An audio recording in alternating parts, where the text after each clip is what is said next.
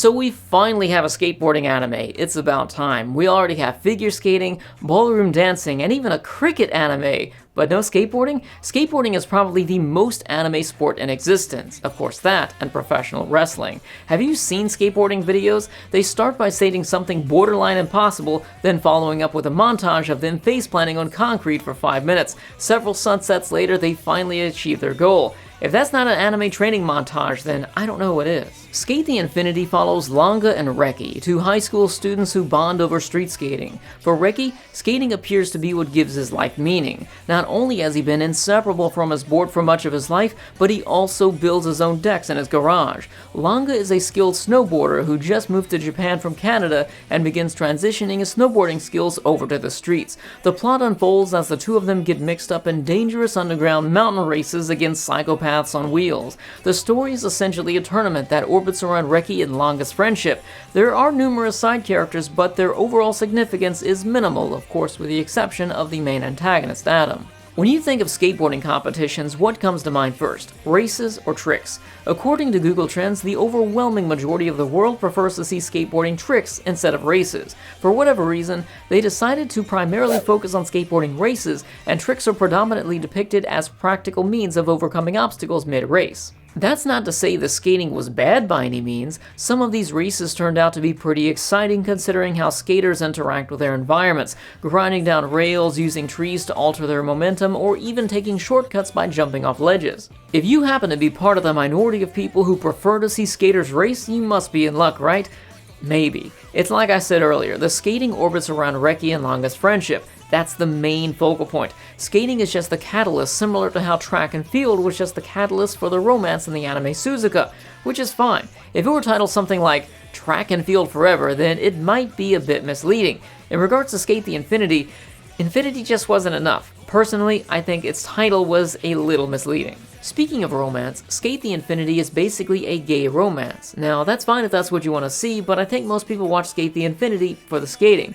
I suppose the same could be said about Initial D because that also contains a romantic subplot. However, the difference with Initial D is that it managed to develop its numerous characters using parallel side stories. Although there were about 4 different romance arcs, the series managed to keep them separate all but once, which preserved the integrity of each of its narrative aspects. Even when Initial D managed to entangle romance and racing at one time, it still worked because it stayed true to the core experience the anime was providing. Skate the Infinity, on the other hand, poorly entangles these two components. The romance made the skating less enjoyable, and the skating made the romance less believable. While I use Initial D comparisons to contrast with Skate the Infinity, I think Yuri on Ice is a much closer comparison. In Yuri on Ice, skaters' performances were often symbolic of their emotional state or inner personality. The same can be said with Skate the Infinity because skateboarding is often regarded as an element of freedom or rebellion in their life. This is echoed through some of its characters who use skating to become their true self. Although I found the symbolic aspect of skating to be interesting, I felt that Skate the Infinity took things so far that it invaded and overpowered what should have been exciting tricks or races. A key example of this would be Adam. Adam lives a very strict and structured life as part of an affluent and powerful Japanese family. His resentment for his lifestyle manifests itself in his secret skater identity. Adam is reckless and chaotic. He has little regard for his own safety and even less for his opponent as he maliciously tries to injure them.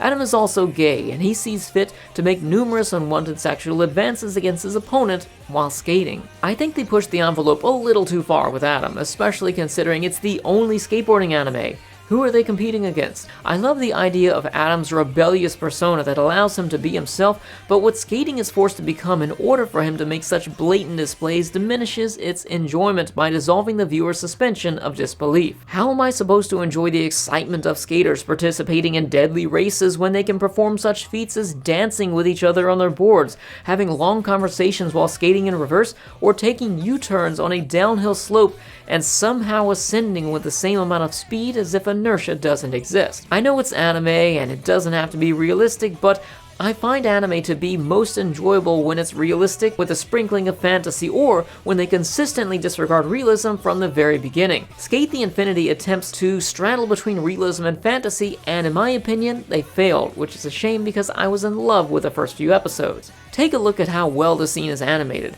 Reki casually cruising down the street doing a few tricks.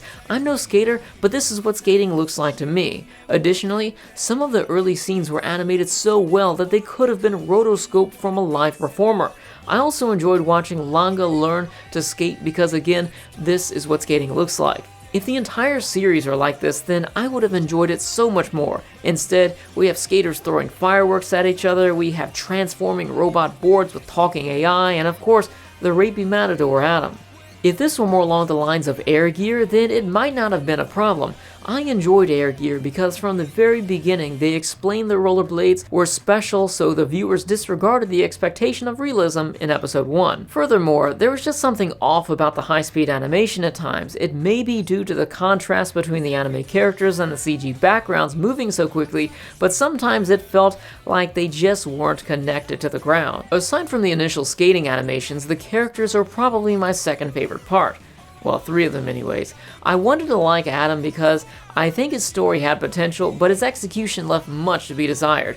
Although I use the term gay romance lightly, it's still not the type of story I'm interested in. Having said that, I do appreciate its subtlety. It's like Langa and Reki weren't aware of their feelings in the beginning, and that gradually develops.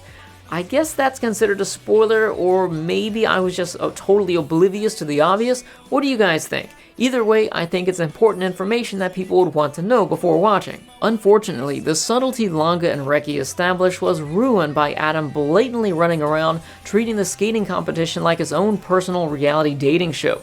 It was easy to see by the halfway point that the competition was either symbolic of a love triangle or leading to events that were symbolic of a love triangle, especially during one of Langa's races where the camera didn't show any of it. All it did was focus on Reki's jealousy the entire time. I get why they did it, but it's just another example of how the poorly executed romance detracts from the enjoyment of the skating. It's possible to do both well at the same time, but this is not the way. Regarding its other characters, my favorite character from the series is Mia. Mia is a phenom on wheels who turned pro at a young age, causing his jealous friends to abandon him. We meet him at what's possibly the lowest emotional stage in his life, where he's a total misanthrope. I thought he was an emotionally complex and conflicted character. I just wish there weren't so many other characters that took screen time away from Reki, Langa, and Mia, so we could have seen much greater development.